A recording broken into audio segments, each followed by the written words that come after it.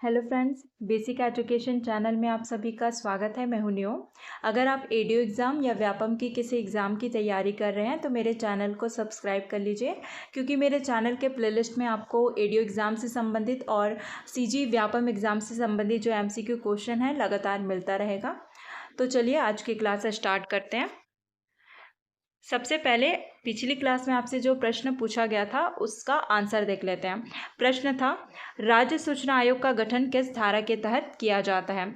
तो जो राज्य सूचना आयोग है इसका जो गठन है आरटीआई अधिनियम 2005 यानी कि राइट टू इंफॉर्मेशन एक्ट 2005 की धारा 15 के तहत जो है राज्य सूचना आयोग का गठन किया जाता है। यानी इस प्रश्न का राइट आंसर हो जाएगा ऑप्शन पहला, धारा 15। आज का पहला प्रश्न है, एकीकृत जल ग्रहण प्रबंधन कार्यक्रम किस देश की परियोजना के बाद विश्व का दूसरा सबसे बड़ा वाटरशेड कार्यक्रम है? पहला ऑप्शन है अमेरिका, दूसरा ऑप्शन है चीन, तीसरा ऑप्शन है रूस, चौथा ऑप्शन है दक्षिण अफ्रीका। तो एकीकृत जल ग्रहण प्रबंधन कार्यक्रम ये जो है चीन, ठीक है, चीन देश की परियोजना के बाद विश्व का दूसरा सबसे बड़ा वाटरशेड परियोजना है। ठीक है, यानी कि सबसे बड़ा जो वाटरशेड परियोजना है वो चीन का है और दूसरे नंबर पर भारत का है। ठीक है, तो इसका राइट आंसर हो जाएगा ऑप्शन दूसरा, चीन। अगला प्रश्न है,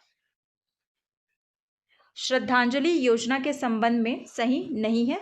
मतलब प्रश्न में कहा जा रहा है कि कौन सा कथन गलत है, ये हमें बताना है। पहला ऑप्शन है, राज्य शासन द्वारा जुलाई 2016 से ग्रामीण क्षेत्र के लिए श्रद्धांजलि योजना लागू की गई है। दूसरा ऑप्शन है, प्रदेश के ग्रामीण क्षेत्रों में निवासरत ऐसे परिवार जो सामाजिक, आर्थिक एवं जातिगत जनगणना 2011 के आंकड़ों के अनुसार गरीब परिवार के रूप में शामिल है, वे इस योजना से लाभान्वित होंगे।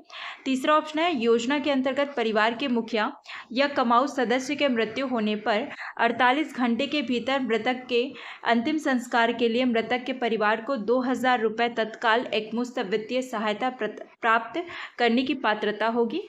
चौथा ऑप्शन है, मृतक परिवार को सहायता राशि तत्काल उपलब्ध कराने का दायित्व संबंधित ग्राम पंचायत के सरपंच एवं सचिव का है। तो प्रश्न में कहा गया है कि जो श्रद्धांजलि योजना है इसके संबंध में कौन सा कथन गलत है? तो इसका राइट आंसर हो जाएगा ऑप्शन तीसरा, कि योजना के अंतर्गत यानी कि श्रद्धांजलि योजना के अंतर्गत जो है परिवार के मुखिया या मुख्य कमाऊ जो सदस्य है उसके मृत्यु होने पर जो 48 घंटे भीतर ये लिखा हुआ है ये गलत है।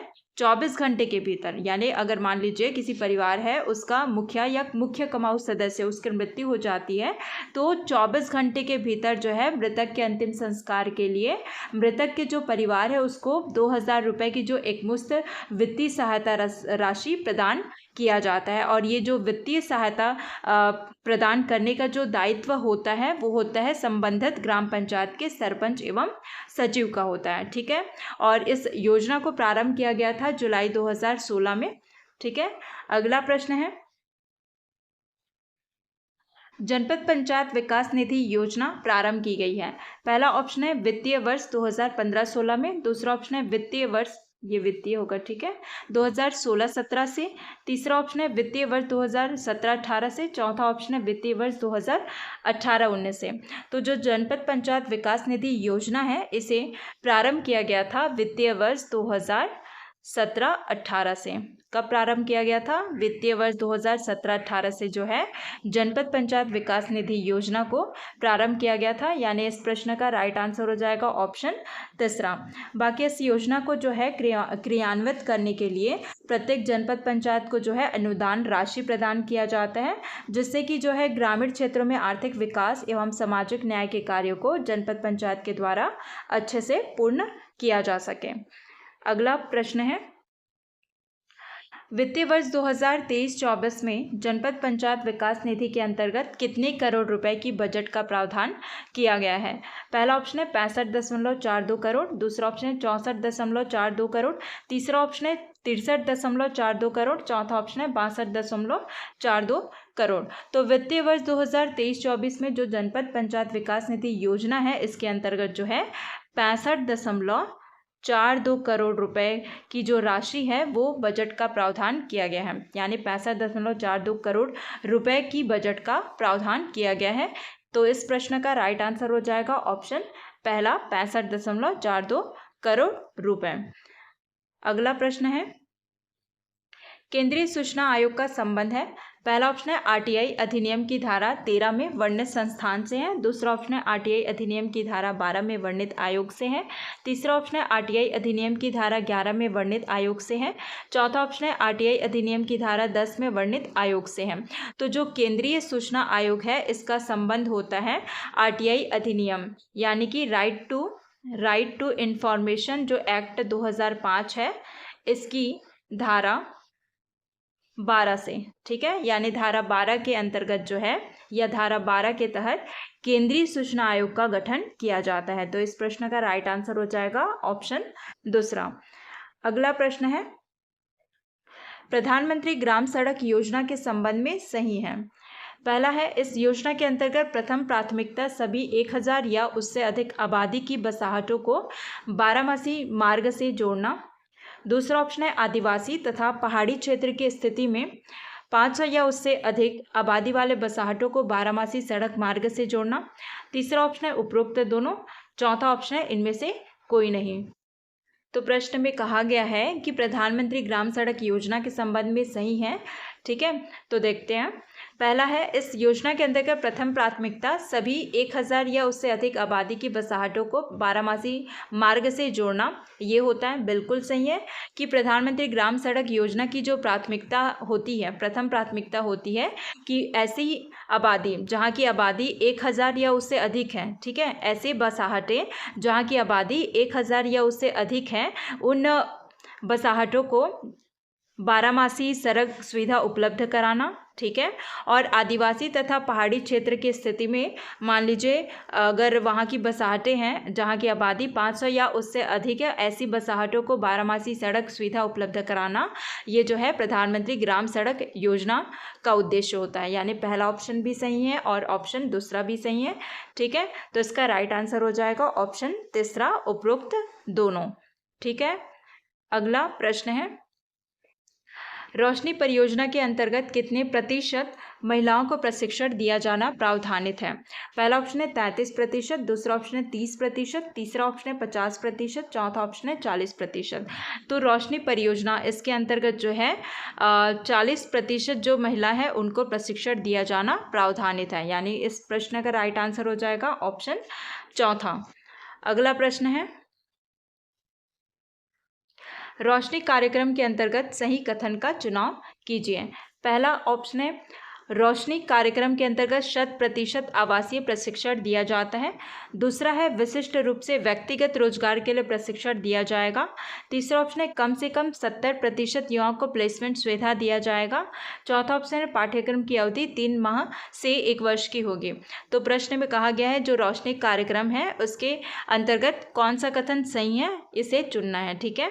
तो पहला है, देखते हैं, रोशनी कार्यक्रम के अंतर्गत 100% आवासीय प्रशिक्षण दिया जाता है। बिल्कुल सही है कि 100% जो है आवासीय प्रशिक्षण दिया जाता है रोशनी कार्यक्रम के अंतर्गत।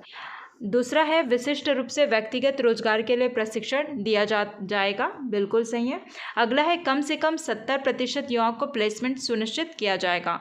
कहने का मतलब ये है कि जो रोशनी कार्यक्रम के अंतर्गत जितने भी युवाओं को प्रशिक्षित किया जाएगा उन युवाओं में कम से कम 70% युवाओं को प्लेसमेंट सुनिश्चित किया जाएगा, ठीक है। तो ये भी सही है। अगला है, पाठ्यक्रम की जो अवधि होगी 3 माह से 1 वर्ष की होगी। बिल्कुल सही है। यानी इस प्रश्न का राइट आंसर हो जाएगा ऑप्शन डी, 1, 2, 3, 4। अगला प्रश्न है, केंद्रीय सूचना आयोग में कितने सदस्य होते हैं। पहला है 1 अध्यक्ष और 10 सदस्य। दूसरा ऑप्शन है 1 अध्यक्ष और 7 सदस्य। तीसरा ऑप्शन है 1 अध्यक्ष और 5 सदस्य। चौथा ऑप्शन है 1 अध्यक्ष और 15 सदस्य। तो जो केंद्रीय सूचना आयोग है इसमें होता है 1 अध्यक्ष और 10 सदस्य, ठीक है। तो इसका राइट आंसर होगा ऑप्शन पहला। और जो केंद्रीय सूचना आयोग है इसका गठन किया जाता है आरटीआई अधिनियम 2005 की धारा 12 के तहत, ठीक है। अगला प्रश्न है, राजीव युवा मितान क्लब योजना के संबंध में सही नहीं है। मतलब कौन सा कथन गलत है ये बताना है। पहला है, इसका उद्देश्य युवा शक्ति को संगठित कर प्रदेश के विकास में सहभागिता बढ़ाना। दूसरा ऑप्शन है 15 से 40 वर्ष के युवा इस योजना के पात्र होंगे। तीसरा ऑप्शन है, इस युवा मितान क्लब में न्यूनतम 20 और अधिकतम 50 सदस्य हो सकते हैं। तीसरा, इसमें 1/3 महिलाओं का होना अनिवार्य है। तो प्रश्न में कहा जा रहा है कि राज्य युवा मितान क्लब योजना के संबंध में कौन सा कथन गलत है। तो इस प्रश्न का राइट आंसर हो जाएगा ऑप्शन तीसरा कि इस युवा मितान क्लब में न्यूनतम 20 और अधिकतम 50 सदस्य हो सकते हैं, ये गलत है। न्यूनतम इसमें जो है न्यूनतम यानी कि मिनिमम 20 और मैक्सिमम 40 सदस्य हो सकते हैं। ठीक है, कितने? न्यूनतम 20 और अधिकतम 40 सदस्य जो है राज्य युवा मितान क्लब में हो सकते हैं। बाकी जितने भी ऑप्शंस दिए गए हैं सारे सही हैं कि जो राज्य युवा मितान क्लब योजना है, इस योजना को जो है इसका उद्देश्य था युवा शक्ति को संगठित कर प्रदेश के विकास में सहभागिता को बढ़ाना। ठीक है, और इसके अंतर्गत 15 से 40 वर्ष के युवा पात्र होते हैं। ठीक है, और इस जो 20 से जो 40 सदस्य होते हैं युवा मितान क्लब में, इन सदस्यों में जो है 1/3 महिला का होना अनिवार्य होता है। ठीक है, अगला प्रश्न है, छत्तीसगढ़ में मिलेट मिशन के संबंध में सही है। पहला है, मिलेट के अंतर्गत कोदो, कुटकी एवं रागी लघु धान्य फसल आता है। दूसरा, इसकी खरीदी छत्तीसगढ़ लघु वनोपज सहकारी संघ और वनधन समितियों के माध्यम से की जाती है। तीसरा है, इसे राजीव गांधी किसान न्याय योजना के दायरे में शामिल किया गया है। चौथा ऑप्शन है उपरोक्त सभी। तो छत्तीसगढ़ में मिलेट मिशन के संबंध में सही कथन है, तो इसका राइट आंसर हो जाएगा ऑप्शन चौथा, उपरोक्त सभी। यानी कि जो मिलेट मिशन है, इसमें जो मिलेट है उसके अंतर्गत जो है कोदो, कुटकी, रागी जो लघु धान्य फसल है ये आता है, और इसकी जो खरीदी है छत्तीसगढ़ लघु वनोपज सहकारी संघ और वन धन समितियों के माध्यम से की जाती है। और इस मिलेट मिशन को राजीव गांधी किसान न्याय योजना के दायरे में शामिल किया गया है। ठीक है, अगला प्रश्न है, सी मार्ट स्टोर योजना के संबंध में सही नहीं है। पहला, इस योजना की घोषणा बजट 2021-22 में किया गया था। दूसरा, इसका उद्देश्य स्थानीय उत्पादन को बढ़ावा देने के साथ ही रोजगार के अवसरों का सृजन करना। तीसरा, सी मार्ट लोगों में लोगो ये वाला लोगो, ठीक है, लोगों में साल वृक्ष के नीचे आदिवासी के पारंपरिक हाट बाजार धान की बालियां शामिल हैं। चौथा, नगर निगम की स्थिति में 6000 से 8000 वर्ग फुट में आधुनिक शोरूम की तर्ज पर इसके स्थापना की तैयारी की जा रही है। तो प्रश्न में कहा जा रहा है कि सी मार्ट स्टोर योजना के संबंध में कौन सा कथन गलत है, ये बताना है। तो इसका राइट आंसर हो जाएगा ऑप्शन चौथा, जो नगर निगम की स्थिति में 6000 से 8000 वर्ग फुट में आधुनिक शोरूम के तर्ज पर इसके स्थापना की तैयारी की जा रही है, ये जो कथन है गलत है। जो नगर निगम की स्थिति में जो है 8000 से 10,000 वर्ग फुट, ठीक है, जो नगर निगम है इसकी स्थिति में जो है 8000 से 10,000 वर्ग फुट में आधुनिक शोरूम के तर्ज पर इसकी स्थापना की जा रही है। और बाकी जो नगर पालिका है उसकी स्थिति में जो है 6000 से 8000 वर्ग फुट में जो है क्या सी मार्ट स्टोर की स्थापना की जा रही है। ठीक है, तो इसका राइट आंसर हो जाएगा ऑप्शन चौथा। ठीक है, बाकी जितने भी ऑप्शंस दिए गए हैं सभी सही हैं कि इसकी जो घोषणा है यानी सी मार्ट स्टोर योजना जो है इसकी घोषणा 2021-22 के बजट में किया गया था और इसका उद्देश्य था स्थानीय जो उत्पादन है उसको बढ़ावा देने के साथ ही रोजगार के अवसरों का सृजन करना। और इसकी जो लोगो है सी मार्ट लोगो, उसमें साल वृक्ष के नीचे आदिवासियों के पारंपरिक हाट बाजार धान की बालियाँ ये सभी शामिल हैं। ठीक है, अगला प्रश्न है, आम आदमी बीमा योजना के संबंध में सही नहीं है। पहला ऑप्शन है सदस्य की आयु 18 वर्ष से 59 वर्ष की उम्र के बीच होनी चाहिए। दूसरा है सदस्य ग्रामीण भूमिहीन परिवार का प्रमुख या परिवार का रोजगार करने वाला व्यक्ति होना चाहिए। तीसरा, इस योजना के अंतर्गत दुर्घटना से मृत्यु होने पर 75,000 का प्रावधान है। चौथा ऑप्शन है इस योजना की प्रीमियम राशि प्रतिवर्ष 200 है, जिसमें भारत सरकार द्वारा 150 रुपये तथा राज्य शासन द्वारा 50 रुपये देय होगा। तो प्रश्न में कहा जा रहा है आम आदमी बीमा योजना के संबंध में सही नहीं है, मतलब कौन सा कथन गलत है ये बताना है। तो इसका राइट आंसर हो जाएगा ऑप्शन चौथा कि इस योजना की जो प्रीमियम राशि प्रतिवर्ष 200 रुपये होती है, बिल्कुल सही है। बाकी जो इसमें 200 रुपये में जो है केंद्र सरकार जो योगदान देता है वो 100 रुपये का देता है और राज्य सरकार ये भी 100 रुपये का देता है। ठीक है, हितग्राहियों को कोई भी प्रीमियम दर देना नहीं होता है इस योजना के अंतर्गत। बाकी इसकी जो सदस्य हैं आम आदमी बीमा योजना के अंतर्गत जो सदस्य होती है उनकी आयु जो है 18 वर्ष से 59 वर्ष के उम्र के बीच होनी चाहिए। ठीक है, और इसके सदस्य जो है ग्रामीण भूमिहीन परिवार का प्रमुख या परिवार का रोजगार करने वाला व्यक्ति होना चाहिए। और इस योजना के अंतर्गत अगर मान लीजिए दुर्घटना से किसी व्यक्ति की मृत्यु हो जाती है तो ऐसी स्थिति में जो है उसको 75,000 रुपये का प्रावधान है, उनके परिवार को 75,000 रुपये प्रोवाइड किया जाएगा आम आदमी बीमा योजना के अंतर्गत। अगला प्रश्न है सामाजिक अंकेक्षण की आवश्यकता है। पहला सामुदायिक भागीदारी बढ़ाने के लिए, दूसरा ऑप्शन है अनियमितता पर रोक लगाने हेतु, तीसरा ऑप्शन है सही दिशा निर्देश हेतु, चौथा ऑप्शन है उपरोक्त सभी। तो जो सामाजिक अंकेक्षण की आवश्यकता है तो इसका राइट आंसर हो जाएगा ऑप्शन चौथा उपरोक्त सभी, यानी कि सामुदायिक भागीदारी बढ़ाने के लिए, अनियमितता पर रोक लगाने के लिए, सही दिशा निर्देश हेतु इन सभी के लिए जो है सामाजिक अंकेक्षण की आवश्यकता होती है। अगला प्रश्न है अटल समरसता भवन योजना कब प्रारंभ किया गया। पहला है 2014-15 में, दूसरा ऑप्शन है 2015-16 में, तीसरा ऑप्शन है 2017-18 में, चौथा ऑप्शन है इनमें से कोई नहीं। तो अटल समरसता भवन योजना ये प्रारंभ किया गया था 2014-15 में। ठीक है, तो इस प्रश्न का राइट आंसर हो जाएगा ऑप्शन पहला 2014-15। ठीक है, अगला प्रश्न है अटल समरसता भवन योजना के संबंध में सही नहीं है। पहला सामान्यतः ग्रामों में सामाजिक कार्य संपन्न करने के लिए बड़े भवन उपलब्ध नहीं रहते हैं, अतः सामाजिक कार्य सहजता से संपन्न हो और गांव के विभिन्न मार्गों में समरसता की भावना विकसित हो, इसे दृष्टिगत रखते हुए अटल समरसता भवन स्वीकृत किए जा रहे हैं। दूसरा ऑप्शन है इस भवन का निर्माण 3000 से अधिक आबादी वाले ग्रामों में किया जा रहा है। तीसरा ऑप्शन है इस योजना के अंतर्गत नवंबर 2022 तक कुल 101 अटल समरसता भवन का निर्माण किया जा चुका है। चौथा ऑप्शन है इनमें से कोई नहीं। तो अटल समरसता भवन योजना के संबंध में सही नहीं है, यानी कि गलत कथन है। तो इसका राइट आंसर हो जाएगा ऑप्शन चौथा इनमें से कोई नहीं, यानी जितना भी ऑप्शंस दिए गए हैं सभी सही हैं। मतलब इस योजना के अंतर्गत नवंबर 2022 तक कुल 101 अटल समरसता भवन का निर्माण किया जा चुका है और इस भवन का जो निर्माण होता है वो 3000 से अधिक आबादी वाले ग्रामों में किया जाता है।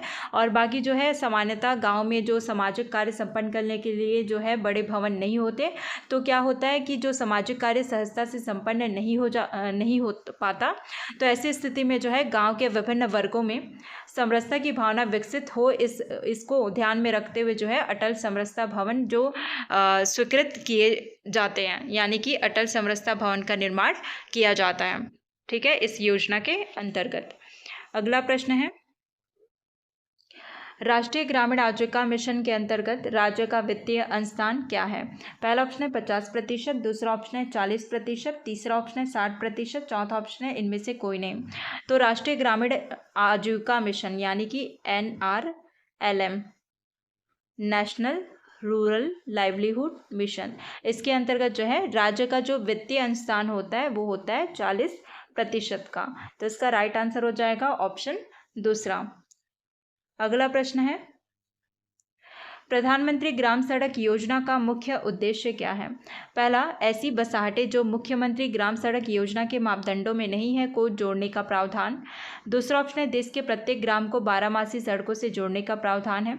तीसरा है आदिवासी क्षेत्र से 12मासी सड़कों को जोड़ने का प्रावधान है। चौथा ऑप्शन है इनमें से कोई नहीं। तो जो प्रधानमंत्री ग्राम सड़क योजना है इसका मुख्य उद्देश्य होता है देश के प्रत्येक ग्राम को 12मासी सड़कों से जोड़ने का प्रावधान है, यानी ऐसी बसाहटें जो 12मासी सड़क से जुड़ा नहीं है उन बसाहटों को, ठीक है, 12मासी सड़क सुविधा से जोड़ना प्रधानमंत्री ग्राम सड़क योजना का उद्देश्य होता है। अगला प्रश्न है रोशनी कार्यक्रम से संबंधित जिलों का समूह सही नहीं है। पहला ऑप्शन है बस्तर, सुकमा, दंतेवाड़ा। दूसरा ऑप्शन है बीजापुर, सूरजपुर, बलरामपुर। तीसरा ऑप्शन है नारायणपुर, कोंडागांव, कांकेर। चौथा ऑप्शन है इनमें से कोई नहीं। तो रोशनी कार्यक्रम से संबंधित जिलों का समूह शामिल नहीं है, तो इसका राइट आंसर हो जाएगा ऑप्शन दूसरा, बीजापुर, सूरजपुर, बलरामपुर। याद रखिएगा, जो रोशनी कार्यक्रम के अंतर्गत 8 जिले शामिल किए गए हैं, ठीक है। और इन 8 जिलों में, ठीक है, बस्तर संभाग के सभी 7 जिले आते हैं।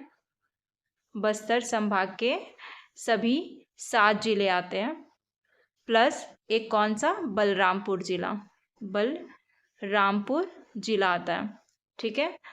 अगला प्रश्न है, राष्ट्रीय ग्रामीण आजीविका मिशन में केंद्र और राज्य का वित्त पोषण अनुपात है। पहला ऑप्शन है 40:60 का। दूसरा ऑप्शन है 70:30 का। तीसरा ऑप्शन है 75:25 का। चौथा ऑप्शन है 60:40 का। तो राष्ट्रीय ग्रामीण आजीविका मिशन यानी कि NRLM में केंद्र और राज्य का वित्त पोषण होता है 60:40 का।